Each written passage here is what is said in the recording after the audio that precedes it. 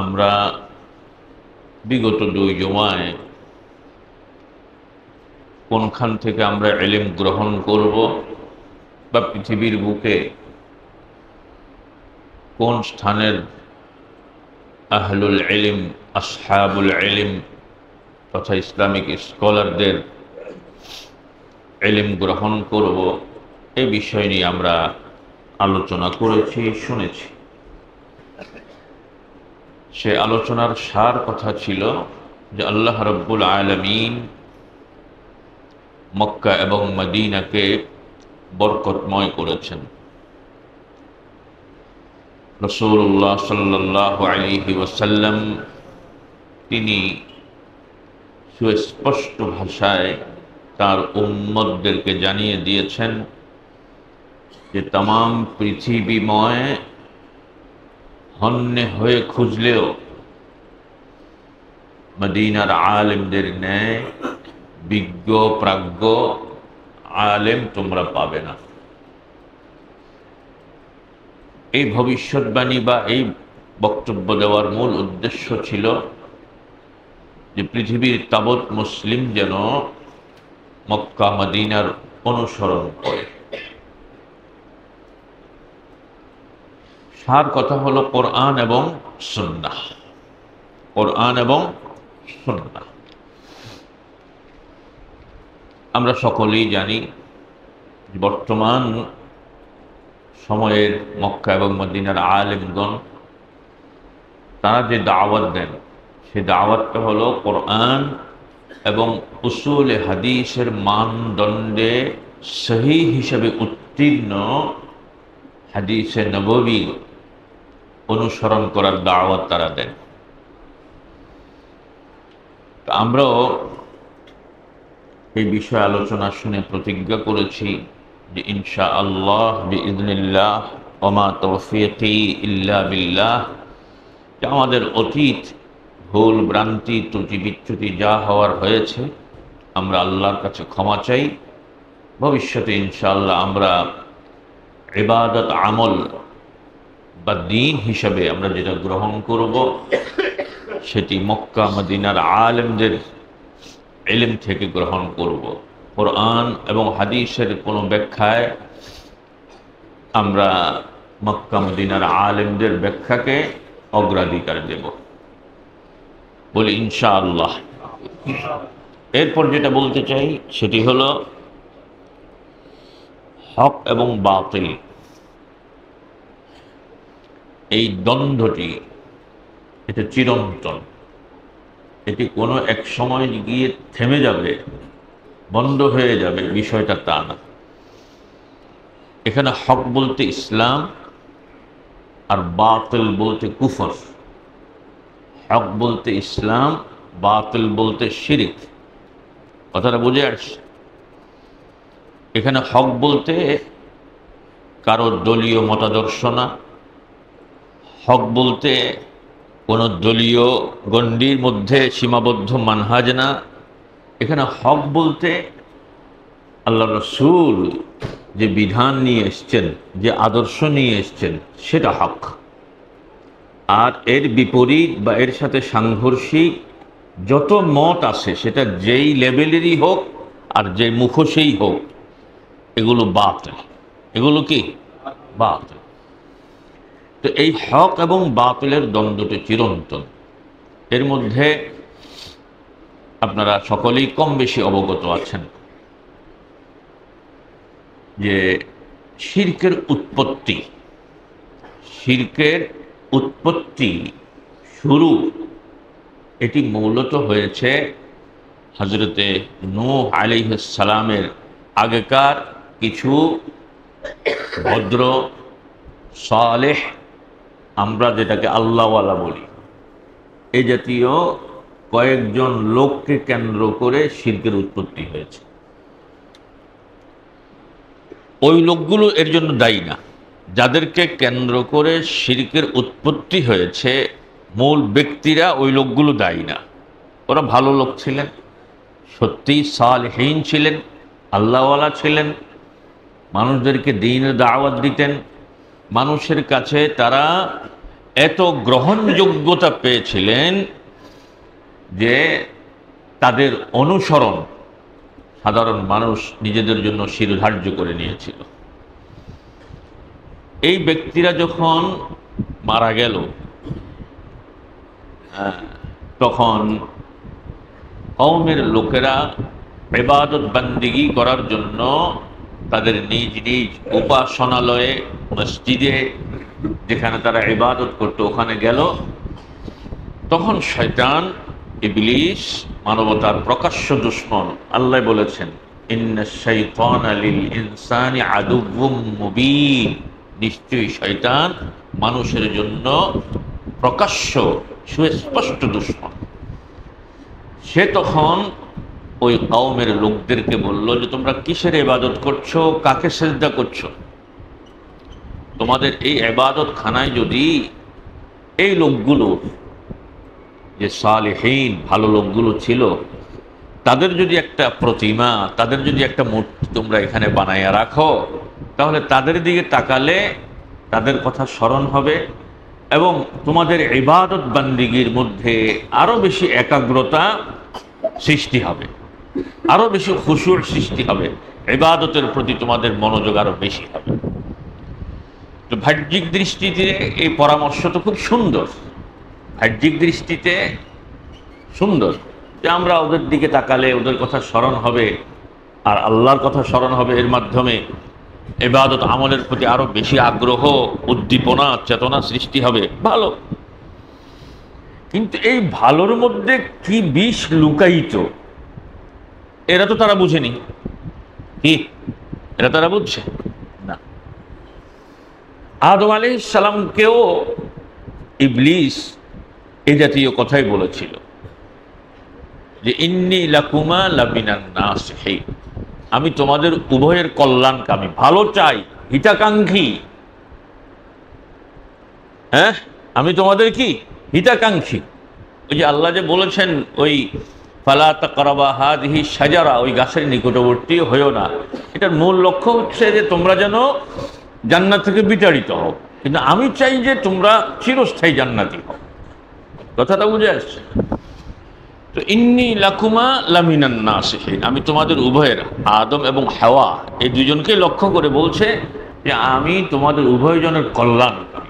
এভাবে পৃথিবীতে বিভিন্ন সময় বা সব সময় শয়তান বিশেষ করে মুমিনদেরকে বিভ্রান্ত করে এই সুরতে যে এর মধ্যে কল্যাণ, এর মধ্যে কল্যাণ, এমন ওয়াসওয়াসা সৃষ্টি করে মানুষ অনেক সময় মনে করে যে এটাই মনে হয় আমার নাজাতের একমাত্র মাধ্যম। কিন্তু তাওহীদের যথাযথ ইলম না থাকলে, সুন্নাহর যথাযথ ইলম না থাকলে তখন ওই ব্যক্তি, ওই আবেদ শয়তানের এই প্রতারণায় পড়ে যায়। কথাটা বুঝে আসছে? তো অনুরূপভাবে নূহ আলাইহিস সালামের কওম তারা মনে করেছিল এটা ভালো, ওনারা জীবিত থাকতে তো আমাদেরকে ভালো কাজের আদেশ করেছেন, আল্লাহওয়ালা ছিলেন, সুতরাং তাদেরকে তো আর সেজদা করতে বলছে না, তাদেরকে সেজদা করানো শিরিক, সেজদা তো করবো আল্লাহকে। জাস্ট তাদের মূর্তিটা, তাদের ভাস্কর্যটা যদি এখানে ঝুলাইয়া রাখি তাহলে ইবাদতে আরো বেশি আগ্রহ, উদ্দীপনা সৃষ্টি হবে। সরল মনে ইবলিসের এই ষড়যন্ত্রে তারা পা দিয়ে বসল। এরপরে রাখলো ওই মূর্তির কি করে না, ওই ভালো লোকগুলোর ইবাদত করে না, তাদেরকে সেজদা করে না, জাস্ট ঝুলাইয়া রাখছে, সেজদা আল্লাহকেই করছে। আমাদের দেশে ওই ইবলিসের ওই ভাইরাসে আক্রান্ত এক শ্রেণীর লোক আছে যারা মাজার পূজা করে, মাজারে সেজদা দেয়। তাদেরও বক্তব্য একই যে আমরা তো আসলে মাজারে সেজদা করছি না, আমরা তো বুজুর্গরে সেজদা করছি না, সেজদা তো করছি আল্লাহকে। এভাবে যুক্তি দেয় কি দেয় না? এই প্রজন্ম যখন চলে গেল, অর্থাৎ যারা শুধু ঝুলাইয়া রাখছে কিন্তু ইবাদত করেনি, এরা যখন খতম হয়ে গেল, শেষ হয়ে গেল, পরবর্তী প্রজন্মের লোকেরা যখন তাদের উপাসনালয়ে, তাদের মসজিদে ইবাদত বান্দিগির জন্য প্রবেশ করলো, পূর্ববর্তীদের ন্যায় যখন ইবাদত করতে লাগলো, তখন ইবলিস বলছে আরে হ্যাঁ তোমরা করছো কি, আরে এটা তোমরা করছো কি? তোমাদের আগেকার লোকেরা তো এদেরই সেজদা করেছে। ওই প্রতিমাগুলো, মূর্তিগুলো, ভাস্কর্যগুলো দেখিয়ে বলছে যে তোমাদের আগেকার লোকগুলো তো এদেরই সেজদা করেছে, তোমরা করছো কি? এখন তাদের মধ্যে ঢুকলো, তা তো ভেবে দেখার বিষয়। কারণ আমাদের পূর্ববর্তীরা যদি এদেরই সেজদা না করতো তো এগুলো এখানে থাকবে কেন? হ্যাঁ, এগুলো যখন আসে তাহলে বোঝা যাচ্ছে কথা ঠিক। এই তখন থেকে শুরু হলো আল্লাহর পরিবর্তে শুধু গায়রুল্লাহ না, সালেহীন, ভালো লোক, আবেদ, ওই আমাদের দেশে কয় যে পীর বুজুর্গ, হ্যাঁ, তাদের ইবাদত শুরু হয়ে গেল। এখান থেকেই শিরকের শুরু, এবং এটা বিভিন্ন ভাবে পৃথিবীর বিভিন্ন প্রান্তে সর্বযুগেই ছড়িয়ে গেছে। এই যারা শিরিক করে তারা কি? মুশরিক। আর মুশরিকের ঠিকানা কোথায়? জাহান্নাম। এই ব্যাপারে সুস্পষ্ট কোরআনের দলিল রয়েছে। ইন্নাহু মান ইউশরিক বিল্লাহি ফাকাদ হাররামাল্লাহু আলাইহিল জান্নাহ ওয়া মাওয়াহুন নার। যে ব্যক্তি শিরিক করবে তার চূড়ান্ত ঠিকানা হবে জাহান্নাম, তার উপর আল্লাহ জান্নাতকে হারাম করে দিয়েছে। এই শিরক এবং তাওহীদ বা মুশরিক এবং আহলুত তাওহীদ বা মুসলমানদের সাথে যে সংঘর্ষ, হ্যাঁ, যে লড়াই, সেটা মনস্তাত্ত্বিক হোক, বুদ্ধিবৃত্তিক হোক, আর সরাসরি ফিজিক্যালি লড়াই হোক, এটা কিন্তু চলে আসছে বহু কাল আগ থেকে। এই পৃথিবীর বুকে যত নবী রাসূল এসেছেন, প্রত্যেক নবী রাসূলদের দাওয়াত ছিল ওয়ালাকাদ বা'আথনা ফি কুল্লি উম্মাতির রাসূলা আন ইবুদুল্লাহ ওয়াজতানিবুত তাগুত। আমি প্রত্যেক জাতির মধ্যে রাসূল পাঠিয়েছি। ফি কুল্লি উম্মাতির রাসূলা, প্রত্যেক জাতির মধ্যে। এই পৃথিবীতে এমন কোন জাতি নেই, আল্লাহ পাকের এই বক্তব্যের আলোকে আরেক জায়গায় বলছে ওয়া ইম মিন উম্মাতিন ইল্লা খালা ফিহা নাযীর। এমন কোন জাতি নেই, এমন কোন কওম নেই যেখানে আমি ভীতি প্রদর্শনকারী তথা নবী বা রাসূল পাঠাইনি। এই বক্তব্যের আলোকে সুস্পষ্ট যে পৃথিবীর বুকে সকল জাতির মধ্যে আল্লাহ পাক বার্তাবাহক, সতর্ককারী পাঠিয়েছিলেন। এই নবী এবং রাসূলগণ তারা দাওয়াত দিয়েছেন, একটা ব্যাপারে দাওয়াত দিয়েছেন, আরেকটার ব্যাপারে নিষেধ করেছেন। দাওয়াতটা কি? আন ইবুদুল্লাহ, তোমরা আল্লাহর গোলামি করবে, আল্লাহর ইবাদত করবে, কারণ এই জন্যই তোমাদেরকে সৃষ্টি করা হয়েছে। ওয়ামা খালাকতুল জিন্না ওয়াল ইনসা ইল্লা লিয়াবুদুন। সুতরাং তোমরা আল্লাহর ইবাদত করবে, তার সাথে আর কাউকেই বা কোনো কিছুকেই শরীক করবে না। আর কি করবে? ওয়াজতানিবুত তাগুত, তাগুতকে বর্জন করবে, তাগুতকে পরিহার করবে। এখানে তাগুত বলতে মূলত শিরিককে বোঝানো হয়েছে।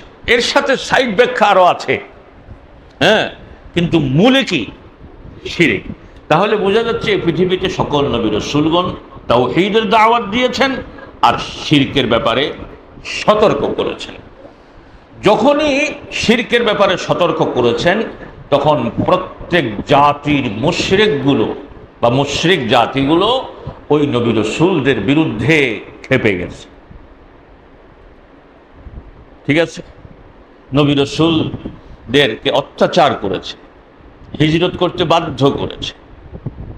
হ্যাঁ, তাহলে দেখা যাচ্ছে এই পৃথিবীর বুকে হক এবং বাতিলের যে সংঘর্ষ, এই সংঘর্ষটি হচ্ছে মূলত তাওহীদ এবং শিরকের সংঘর্ষ। কিসের সংঘর্ষ? তাওহীদ এবং শিরকের সংঘর্ষ। এটা চলছে। এটি কখনো কখনো আমরা হয়তো মনে করি যে বন্ধ হয়েছে, না। বর্তমানে উপমহাদেশে বা আমাদের দেশে মুশরিকদের পক্ষ থেকে বড় ধরনের একটি ষড়যন্ত্র চলছে, দেশকে অস্থিতিশীল করা, এবং এই দেশে সাম্প্রদায়িক দাঙ্গা বাঁধিয়ে ওই যে ঘোলা পানিতে মাছ শিকার করার যে নীতি, এরা সেই দিকে যাচ্ছে। এজন্য আজকে আমরা বাকি যে সময়টি আছে এই সময়ের মধ্যে এই ষড়যন্ত্রের বিষয়ে আমরা একটু কথা বলতে চাই, জানতে চাই, এবং আমাদের করণীয়। এটি কোনো দলীয় দৃষ্টিভঙ্গির কথা নয়, এটি কোনো রাজনৈতিক কথা নয়, এটি কোনো ইসলামী শরিয়ার ইখতিলাফি বিষয় নিয়ে কথা নয়, বরং এটি মুসলিম মিল্লাতের জন্য, বিশেষ করে বাংলাদেশের স্বাধীনতা সার্বভৌমত্বের প্রশ্নে অতীব জরুরি একটি বিষয়। কথাটা বুঝে আসতেছে ভাইজান? আমাদের দেশে ইসকন নামক একটি সংগঠন কাজ করছে। এই ইসকন নিয়ে ইদানিংকার সময়ে বাংলাদেশে একটা তোলপাড় চলছে, অস্থিরতা চলছে। এই ইসকন এমনি শুনতে তো নামটা খারাপ মনে হয় না, ইসলামী ইসলামী মনে হয় না, কি কন? হ্যাঁ, কিন্তু আসলে কি ইসলামী না? আজকে আমরা ইসকন সম্পর্কে, তাদের অপতৎপরতা সম্পর্কে, তারা কি চায়, কেন চায়, এ বিষয় সম্পর্কে আমরা জানব এবং আমরা সতর্ক হব। কি হবে বলেন? মুসলিম মিল্লাতের দুর্ভাগ্য, মুসলিম মিল্লাতের বড় দুর্ভাগ্য, পৃথিবীতে এমন নেতৃত্ব নেই যার নেতৃত্বে মুসলিম মিল্লাত একতাবদ্ধ হয়ে পৃথিবীর বুকে মাথা উঁচু করে দাঁড়াবে। সেই যোগ্য প্রাজ্ঞ নেতৃত্বের বড় অভাবে ভুগছে মুসলিম মিল্লাত। কথা ঠিক কিনা বলে? এমনি নেতার অভাব নাই। আমি কিন্তু এমনি নেতা যেটা পাইকারি দরে গরুর বাজারে যে পাওয়া যায়, এই সিস্টেমের কথা বলছি না। তাম পৃথিবীর সকল মুসলমান একজন নেতার নেতৃত্বে ঐক্যবদ্ধ হয়ে কাফেরদের সাথে মোকাবেলায় এগিয়ে আসবে, সেই ধরনের দূরদর্শী নেতৃত্বের বড় সংকট, বড় আকাল চলছে পৃথিবীতে। আপনারা কি এই কথায় একমত না দ্বিমত পোষণ করেন? আসি মূল কথায়। ইসকন, ওই যে বললাম, শুনতে মনে হয় যেন কেন ইসলামী ইসলামী না। ইসকন এর পুরো নাম হচ্ছে international society for Krishna consciousness, যার সংক্ষিপ্ত রূপ হলো কি ইসকন। এটা একটু বাংলা এইভাবে বলা যায় যে আন্তর্জাতিক কৃষ্ণ ভাবনামৃত সংঘ। এখন জানি এটি কবে সৃষ্টি হয়েছে। 1966 সালে। 1966 সালে ইসকন যুক্তরাষ্ট্রে প্রতিষ্ঠিত হয়। কোথায় বুঝছেন? এরপর মানুষকে জোর করে ধর্মান্তরিতকরণের অপরাধে 1969 সালে যুক্তরাষ্ট্র সরকার এই ইসকনের কার্যক্রম সাময়িকভাবে বন্ধ করে দেয়। তাহলে দেখা গেল শুরুতেই হোঁচট খাইছে, এবং যেখানে তার জন্মভূমি, যেখানে তার মাতৃভূমি মানে জন্ম হয়েছে, সেখানেই তাদের উগ্রতার কারণে হোঁচট খেয়েছে। 1990 সনের শেষের দিকে আবারও যুক্তরাষ্ট্র সরকারের অনুমতি নিয়ে শর্ত সাপেক্ষে ভিন্ন কৌশলে তারা আমেরিকায় তাদের কার্যক্রম চালাচ্ছে। এরপরে আরো ভয়ঙ্কর খবর, যুক্তরাষ্ট্র পর্যন্ত তো বর্তমান রাজনৈতিক, বিশেষ করে বাংলাদেশের রাজনৈতিক প্রেক্ষাপটে তো যুক্তরাষ্ট্র পর্যন্ত গেলে তো নারাজ হবে সুযোগ নেই। কি কন? তার আঙ্গ পক্ষে এখন কি ভাই, কথার জবাব দিন। আরে ভাই, আত্মভোলা জাতি, আত্মভোলা মুসলিম, এই আমেরিকার নেতৃত্বেই তো পৃথিবীর মুসলিম নিধন কর্ম চলছে। কথা ঠিক কিনা বলেন? ফিলিস্তিনের জন্য মায়া কান্না, ফিলিস্তিনের জন্য কি দরদ, এই ফিলিস্তিনিদেরকে কচু কাটার নেতৃত্বে সরাসরি আমেরিকা। তারা বিভিন্ন সময় বিভিন্ন ভৌগোলিক রাজনীতিতে বিভিন্ন কৌশল অবলম্বন করে, আর তাদের সেই কৌশল যখন আমার পক্ষে যায়, সেলিউট। আবার কয় যে কয় এদের বিরুদ্ধে উচ্চবাচ্য করা ঠিক হইত না, এটা রাজনৈতিক কৌশলের খেলাফ। এ জাতীয় চিন্তাবিদ তো আছে না নাই? আহারে আত্মভোলা জাতি, আহারে আত্মভোলা জাতি, কখন হবে হুঁশ? আল্লাহ আমাদেরকে হেদায়েত দিন। ভয়ঙ্কর যেটি, সেটি হচ্ছে এই ইসকন পরবর্তীতে তাদের প্রধান কার্যালয়, আমরা তো মনে করি ভারত কেন্দ্রিক, হ্যাঁ ওইটা আসবে পরবর্তী আলোচনায়। তাদের প্রধান কার্যালয়ে ইসরায়েলের রাজধানী তেল আবিবে রেখে সেখান থেকে রাশিয়ায় ও ভারতে তাদের সাংগঠনিক কার্যক্রমের বিস্তার লাভ করে। হেড অফিস কোথায়? আরো জোরে, ইসরায়েলের তেল আবিবে। তাহলে এই তথ্য দ্বারাও বোঝা যায় যে এটি শুধু ভারতীয় হিন্দুদের থেকে সৃষ্ট তা নয়, বরং মুসলমানদের চিরদুশ্মন ইহুদিদের থেকেই এই ইসকনের সৃষ্টি হয়েছে। কথা কি আর বাঙ্গেশ্বরী কন লাগবে? আবার বাঙ্গেশ্বরী কইতে গেলে আমি বিপদ হইতাম পারি। আর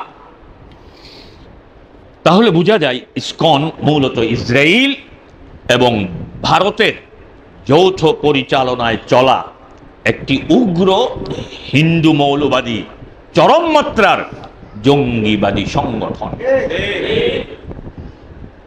অনেকে এটা ঠিক মনে করে না, যার কারণে একসাথে কইতে পারে না, ঠিক, এবং কট্টর ইসলাম ও মুসলিম বিদ্বেষী একটি সংগঠন।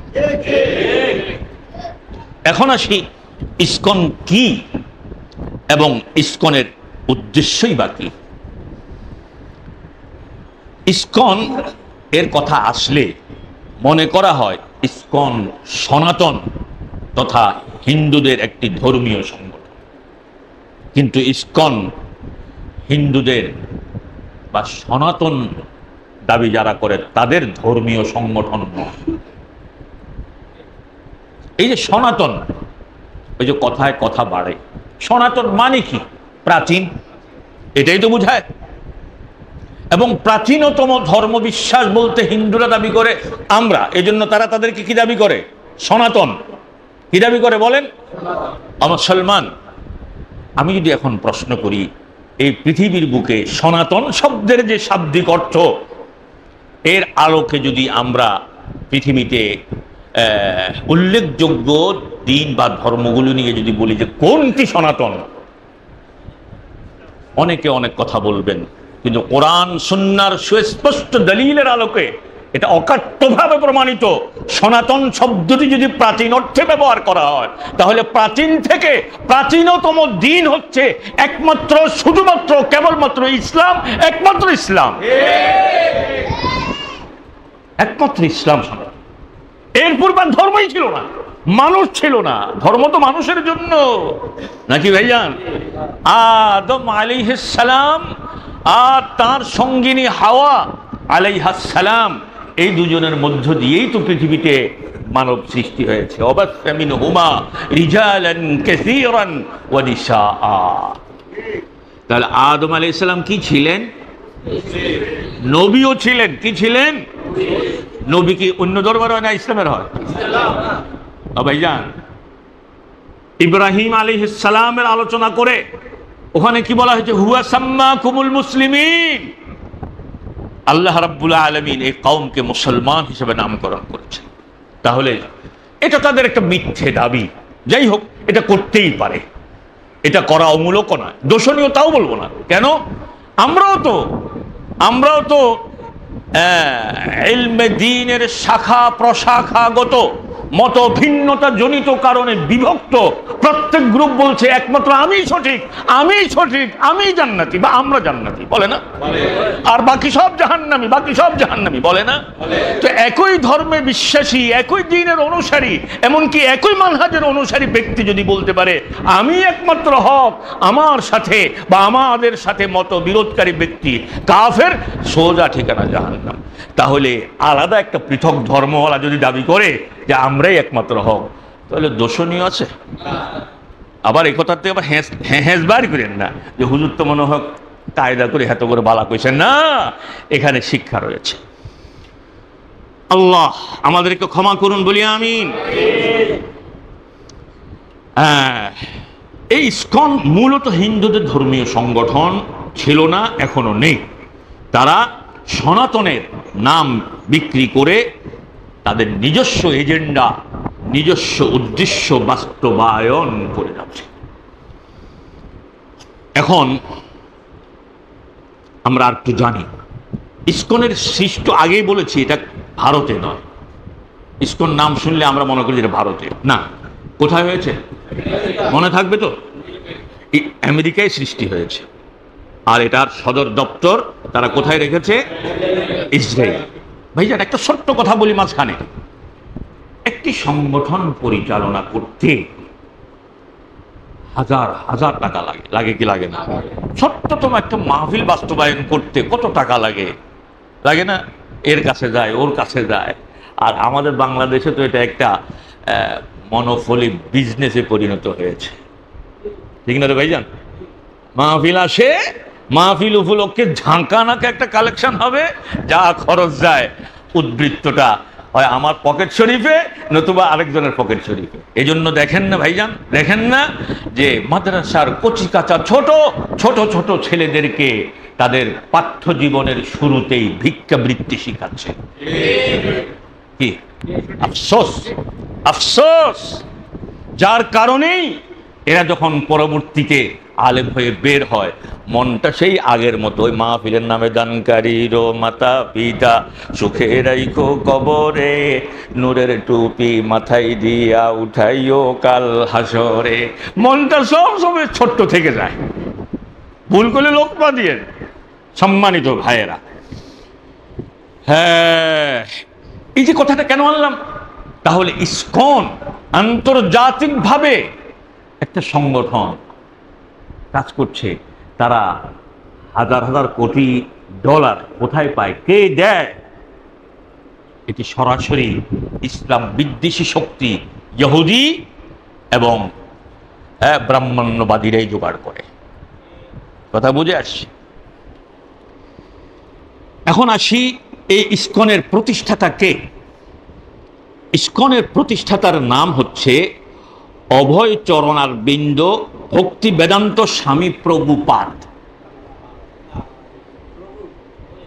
ইয়ার হরে শব্দ আর ইজ্ঞা আছে, বাঙি কইতে হারিয়েন না, ওলাই না আসবো প্রভুপাদ। সবচেয়ে আশ্চর্যজনক বিষয় হচ্ছে এই লোকটি কিন্তু ভারতের কোনো বিদ্যালয়ে লেখাপড়া করেনি। এই লেখাপড়া করেছে খ্রিস্টানদের চার্চে। কোথায়? খ্রিস্টানদের ধর্মীয় উপাসনালয় যে চার্চে লেখাপড়া করেছে। পেশায় ছিল একজন ফার্মাসিউটিক্যাল, ওষুধ বিভাগের ছিল ব্যবসায়ী। এখন যার পড়ালেখা হয়েছে খ্রিস্টানদের চার্চে, সে ব্যক্তি হিন্দুদের ধর্মীয় গুরু হয় কি করে? বড় লাখের প্রশ্ন না? এইভাবে তার মাধ্যমে এটা সৃষ্টি, এবং এটি যখন বাধাপ্রাপ্ত হয়, প্রথম দিকে সাধারণ হিন্দুরা এই ইসকনকে বাধা দেয়। তারা বুঝতে পেরেছিল যে ইসকন ভিন্ন একটা মতলব নিয়ে ময়দানে কাজ করছে, যেটা আমাদের ধর্মের জন্য ক্ষতিকর। এই বাধাটা তাদের জনপ্রিয়তার কারণ হয়ে দাঁড়িয়েছিল ইসকনদের, এবং ইহুদি এজেন্ট খ্রিস্টানরা ইসকনের সহযোগিতায় এগিয়ে আসে, এবং তাদের সহযোগিতায় তারা এখনো টিকে আছে। আমি সংক্ষেপ করে বলছি, ঘড়ির দিকে তাকিয়ে আবার পরে করবেন যে হুজুর এমনি আপনার কমন সেন্সের অভাব আছে। এই যে ইসকন, এই ইসকন সম্পর্কে আমরা যদি বিশদভাবে জানতে যাই তাহলে অনেক কথা বলতে হয়। আমি সময়ের স্বল্পতার কারণে আপনাদের ধৈর্যচ্যুতি ঘটতে পারে এই চিন্তা করে বিশদে গেলাম না। শুধু এতক্ষণকার আলোচনা একটা কথা বলি যে ইসকন এটি ইহুদি এবং হিন্দু থেকে সৃষ্ট চরম মাত্রার উগ্র জঙ্গিবাদী সংগঠন। এদেশে এতদিন শুধুমাত্র ইসলাম, শুধুমাত্র মুসলমান আর ইসলামপন্থীদেরকেই জঙ্গি বলে চালিয়ে দেওয়া হতো। কিছু হইলেই কোনো প্রকার তদন্ত নাই, কিছু নাই, মুখস্থ। ওই যে ময়না পাখি কথা বলতে পারে, ভাই ময়না পাখি কথা বলতে পারে, আপনি খুব আশ্চর্য হয়েছেন? হ্যাঁ, আশ্চর্য হওয়ারই কথা, একটি পাখি কথা বলতে পারে, কিন্তু আপনি কি ভাবেননি সে কতটুকু বলতে পারে? আপনি কি কখনো ভাবেননি সে কতটুকু বলতে পারে? তার মালিক তাকে যতটুকু শিখিয়ে দেয়, তার কি বেশি বলতে পারে? এই যে আমরা এখন অনর্গল কথা বলছি, এরকম বক্তৃতা দিলে হারিব তো ময়না ভাগ। হ্যাঁ, ঠিক অনুরূপ ভাবে বাংলাদেশে কোনো কিছু হলেই এদেশের ইসলাম বিদ্বেষী এক শ্রেণীর মিডিয়া মুখস্থ বলে ফেলতো, অমুক হুজুর, অমুক ইসলামপন্থী, এরা জঙ্গিবাদ। হইতলি হ্যাঁ, জঙ্গিবাদের নাটক করে এদেশের কত নিরীহ বনি আদমকে দুনিয়া থেকে সরিয়ে দেওয়া হয়েছে, এর হিসাব দেবে কে? আল্লাহ আমাদেরকে হেফাজত করুন। অথচ ঢাকার রাজধানীতেই পীর জঙ্গি নামক একটা মাজার আছে, পীর জঙ্গি মাজার। এই জঙ্গিরে ধরে না, কিনলে ধরে না। হ্যাঁ, কারণ এই এমন এক জঙ্গি, একে ভয় পাওয়ার কিছু নেই, কারণ কবরে গেছে কইটি। এই জীবিত ব্যক্তিদেরকে নিয়ে যা করা হয়েছে, এই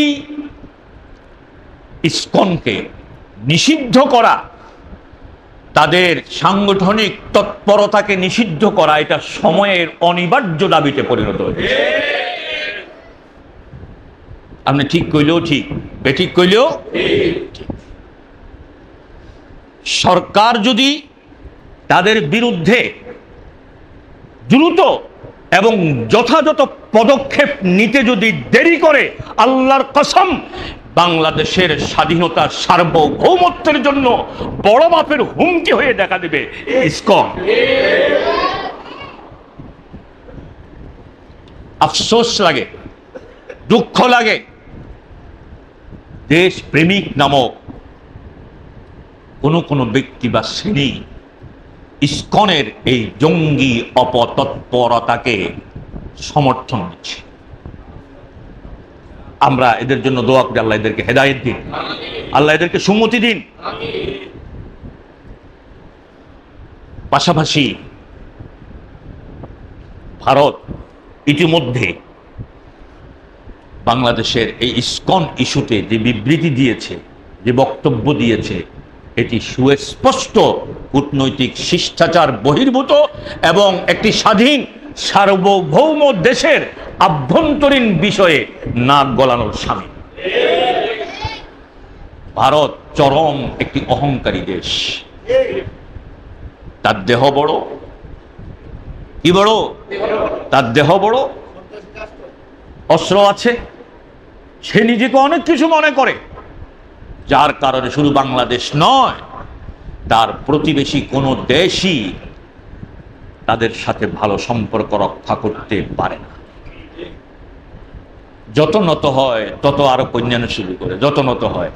তবে শক্তের ভক্ত নরমের জম, এটা হিন্দুদের একটা নীতি আছে।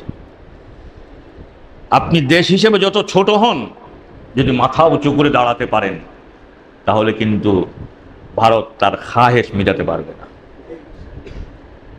সম্মানিত ভাইয়েরা, এই যে নিষিদ্ধের দাবি করছি, আপনারা মসজিদের জন্য যার যার সাধ্য অনুযায়ী দান করার চেষ্টা করেন। এই ইসকন নামক এই জঙ্গি সংগঠনটি তাদের জঙ্গি অপতৎপরতার কারণে ইতিমধ্যে অনেকগুলো দেশে নিষিদ্ধ ঘোষিত হয়েছে। আমরা কি এক নজর এটা জানার চেষ্টা করি। যেসব দেশে ইসকন নিষিদ্ধ, এক, সাবেক সোভিয়েত ইউনিয়ন 1970 এবং 1980 এর দশকে ইসকনকে রাশিয়ায় নিষিদ্ধ ঘোষণা করা হয়েছিল। তবে 1991 সালে সোভিয়েত ইউনিয়নের পতনের পর ইসকন রাশিয়া এবং অন্যান্য প্রাক্তন সোভিয়েত রাজ্য সমূহে কাজ করতে সক্ষম হয়। দুই, চীনে ইসকনের কার্যক্রমের কোনো অনুমতি নেই। তিন, মালয়েশিয়াও ইসকন নিষিদ্ধ এবং মালয়েশিয়াতে ইসকনের বিরুদ্ধে প্রকাশ্যে ধর্মান্তরকরণের অভিযোগ রয়েছে। তারা জোর জবরদস্তি করে এই কাজটা করে। শিয়া শাসিত ইরানে ইসকনের কার্যক্রমের অনুমতি নেই। এছাড়া সৌদি আরব, আফগানিস্তান সহ মধ্যপ্রাচ্যের দেশগুলোতে ইসকনের কর্মকাণ্ডের কোনো অনুমতি নেই। কিছু কিছু দেশে অনুমতি আছে আংশিক। ইন্দোনেশিয়ায় আংশিক নিষিদ্ধ ইসকন, শর্ত সাপেক্ষে দেশটিতে তারা তাদের কার্যক্রম পরিচালনা করছে। এছাড়াও তাজিকিস্তান, উজবেকিস্তান, কাজাখস্তান এবং তুর্কমেনিস্তানে ইসকনের কার্যক্রমের উপর কঠোর নজরদারি রয়েছে। বাংলাদেশে 70-এর দশকের শুরুতে ইসকনের কার্যক্রম শুরু হয়। 70-এর দশকের শুরুতে ইসকনের কার্যক্রম শুরু হয়। রাজধানী ঢাকার স্বামীবাগ মন্দির, যা বর্তমান ইসকনের একটি গুরুত্বপূর্ণ দপ্তর বা কেন্দ্র হিসেবে পরিচিত। ইসকনের প্রথম কেন্দ্রগুলোর মধ্যে অন্যতম হচ্ছে স্বামীবাগ মন্দিরটি। ইসকনের বাংলাদেশ শাখা তাদের বিভিন্ন ধর্মীয় ও সামাজিক কার্যক্রম পরিচালনা করে, যেমন ধর্মপ্রচার। হিন্দুদের অনেকেই ইসকনের যে ধর্মপ্রচার, এটাকে হিন্দু ধর্মের বিকৃত রূপ বলে মনে করে থাকে। মন্দির পরিচালনা এবং বার্ষিক রথযাত্রা উৎসবের আয়োজন করে থাকে। স্বামীবাগ মন্দিরে তারা নিয়মিত জপতপ করে থাকে। ইসকন নামক এই যে সংগঠনটি, এটি নিষিদ্ধ করা না হলে বাংলাদেশকে এর চরম মাসুল দিতে হবে। বাংলাদেশ পৃথিবীর অন্যতম মুসলিম সংখ্যাগরিষ্ঠ দেশ। প্রায় কত পার্সেন্ট? অনেক ইখতিলাফ হইল। তার মানে জাতি আমরা এমন যে আমাদের নিজের পার্সেন্টও বলতে পারি না। 92, প্রায় বলছি কারণ একটু এদিক সেদিক হতে পারে, প্রায় 92% মুসলিমদের আবাসভূমি এই বাংলাদেশ।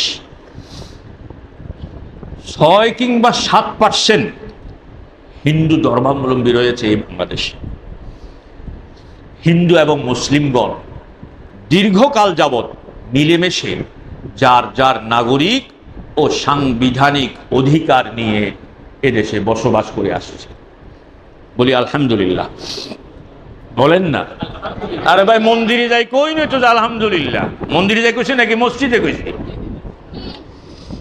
হ্যাঁ, এক কথায় সাম্প্রদায়িক সম্প্রীতির এক গৌরবোজ্জ্বল ইতিহাস সৃষ্টিকারী দেশ আপনার আমার প্রিয় মাতৃভূমি বাংলাদেশ।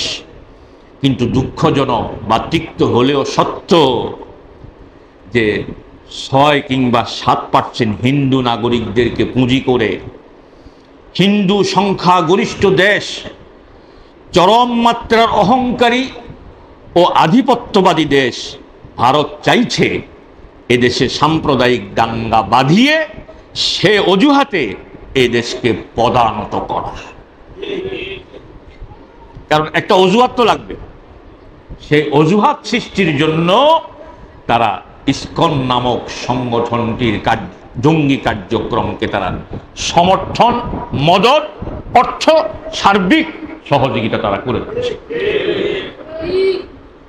এদেশে রাজনৈতিক আন্দোলন সংগ্রামে বিএনপির বেশ কিছু হিন্দু নেতা আক্রান্ত হয়েছে, কিন্তু ভারত তাদের ব্যাপারে তু শব্দটিও করে নাই, করেছে? হিন্দু, এই যে কি রায়চৌধুরী, ভয়েশ্বর রায়চৌধুরী, চৌধুরী নাকি, ও নিতাই রায়চৌধুরী, তারপরে তার ওয়াইফও মনে হিন্দু, তারা আক্রান্ত হয়েছে, মার খেয়েছে, আহত হয়েছে। ভারত তু শব্দটিও করেনি। কিন্তু লম্পট, চরিত্রহীন, উগ্র জঙ্গি, নাম কি তাদের এক নেতা চিন্ময়, দেশীয় আইনে তার বিরুদ্ধে অভিযোগ আছে, গ্রেপ্তার করেছে, আইনি লড়াইয়ের মাধ্যমে সে হয়তো খালাস পাবে, নতুবা তার শাস্তি হবে। এটা বাংলাদেশের আভ্যন্তরীণ বিষয়। কিন্তু ভারত এই একটা লম্পট চরিত্রের লোকের জন্য যে ভাষায় কথা বলেছে, এটা মূলত ভারতের জন্য খুব একটা শোভনীয় হয়েছে বলে অন্তত আমি মনে করি না। কিন্তু তারা তাতে মাতাল, তালে ঠিক, কথা ঠিক আছে। যেহেতু তাদের এজেন্ডা বাস্তবায়নের জন্য তাদেরকে এদেশে নিযুক্ত করা হয়েছে, সুতরাং তাদেরকে সুরক্ষা দেওয়ার দায়িত্ব ভারত মনে করছে আমার। আর সত্যিই ভারত বাংলাদেশের স্বাধীনতা, সার্বভৌমত্বকে অন্তরে অন্তরে আন্তরিকভাবে মেনে নিয়েছে। ভারতের আচরণে কিন্তু এটা বোঝার উপায় নেই। যদি এদেশকে তারা পদানত করতে নাও পারে, তাহলে নিদেন পক্ষে অন্তত তাদের সেবাদাস শ্রেণীকে ক্ষমতায় অধিষ্ঠিত রেখে তাদের স্বার্থ হাসিলের জন্য তারা সর্বাত্মক চেষ্টা করেছে, করছে এবং করবে। শেষ কথা, সার কথা, সেটি হচ্ছে বাংলাদেশের বিরুদ্ধে বহুমাত্রিক ষড়যন্ত্র চলছে, বহুমাত্রিক। এদেশে যদি আল্লাহ ক্ষমা করুন, বলি আমিন, আল্লাহ এই জাতিকে হেফাজত করুন, অন্তর থেকে বলি আমিন। যদি না এদেশে সাম্প্রদায়িক দাঙ্গা বাধাতে ভারত সক্ষম হয়, তাহলে বাংলাদেশের মুসলমানদেরকে চরম মাসুল গুনতে হবে। কারণ একত এখানে ৬-৭% আছে, এরপরে কিয়া কইতাম, মজা করি কই, মাইন্ড করেন না, আবার আগা কাড়াইন্য ইস্কনও আছে। এগুন তো এসে আগা না কাড়েন না, কিন্তু আগা কাড়াইন্য ইস্কনও আছে। এরা সহ মিলে এরপরে বাংলাদেশের ভূখণ্ডটি চতুর্দিকের ভারত দ্বারা ঘেরা, 3 দিক, সব মিলিয়ে এই জাতিকে চরম মাসুল দিতে হবে। সুতরাং জাতি হিসেবে সকলকে বলতে চাই, আমার মুসল্লিদেরকে, সতর্ক হন, সাবধান হন, সচেতন হন, দূরদর্শী হন। আইন হাতে তুলে না নিয়ে সরকার যে পদক্ষেপ নিচ্ছে তাদেরকে সার্বিকভাবে সহযোগিতা করেন আর সচেতন থাকবেন। পাশাপাশি আরেকটা না কথা বললে কথা পূর্ণাঙ্গতা পায় না। এজন্য ইসকনের জঙ্গি তৎপরতার জন্য কোনো সাধারণ নিরীহ হিন্দুদেরকে দোষারোপ করা যাবে না। কথা বুঝে আসছে? আবার ইসকনের বিরুদ্ধে আজকের আলোচনা শুনি বিয়াইলে যাই, বাইর লোকের হিন্দু সুরঞ্জিত, এত লোকে কিলে বাধাইয়েন না, মাফ চাই।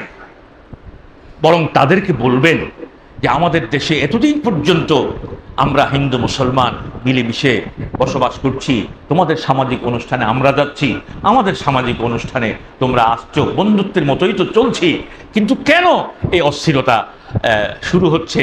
এটার জন্য তো আমাদের কারোর জন্য কল্যাণ হবে না, তোমরাও সচেতন থাকো বাবু। কি এভাবে ইসকন থেকে সাধারণ হিন্দুদেরকে, এটা হবে বুদ্ধিবৃত্তির কাজ, সাধারণ হিন্দুদেরকে ইসকনের অপতৎপরতার খপ্পর থেকে বের করে আনাটাই হবে বুদ্ধিমানের কাজ। এরপরে আইন হাতে তুলে নেবেন না, তবে ইসকনের অপতৎপরতা সম্পর্কে সতর্ক থাকবেন। আমি আগেও বলেছি, জুমার আলোচনায় বলেছি, বাংলাদেশের চির দুশ্মন, পরীক্ষিত দুশ্মন ভারত। কে বলেন? ভারত, ভারত, ভারত।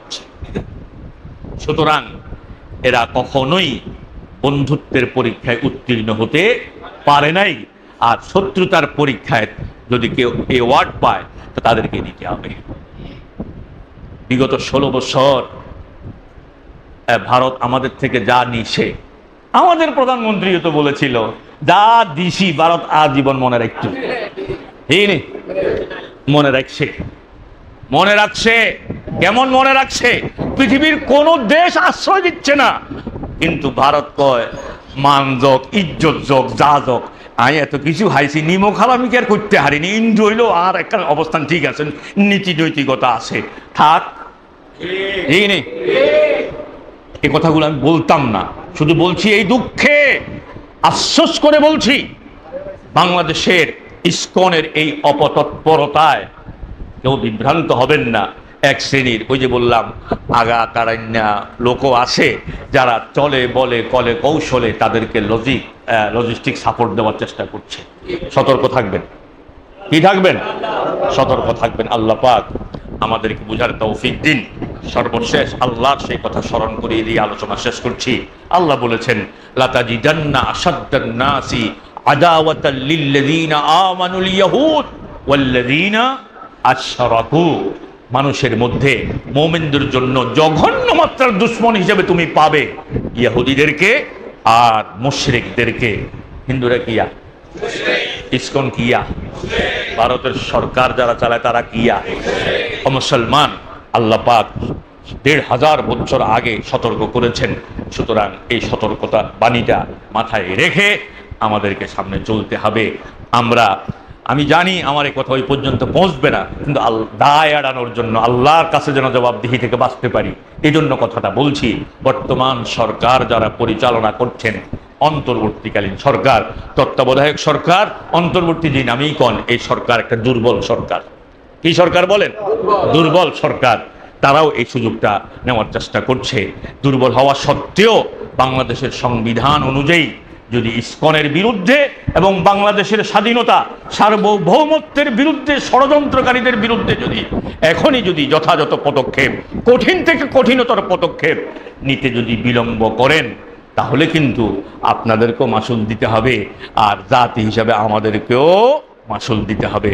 সরকারকে সচেতন হওয়া, সতর্ক হওয়া, এবং যেখানে কঠোর না হওয়ার কোনো সুযোগ নেই, কঠোর হতেই হবে, সেই সকল ক্ষেত্রে এই ভদ্র কথা না বলে একটু কঠোর হওয়ার জন্য অনুরোধ জানিয়ে আমি আমার আজকের জুমার আলোচনাটা এখানেই পরিসমাপ্তি টানছি।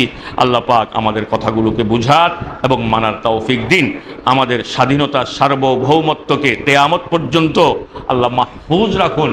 সবাই বলি আমিন। আকুলু মা তাসমাউন ওয়া আস্তাগফিরুল্লাহ লি ওয়া লাকুম ওয়া লিসাইরিল মুসলিমিন মিন কুল্লি যাম ফাস্তাগফিরুহু ইন্নাহু হুয়াল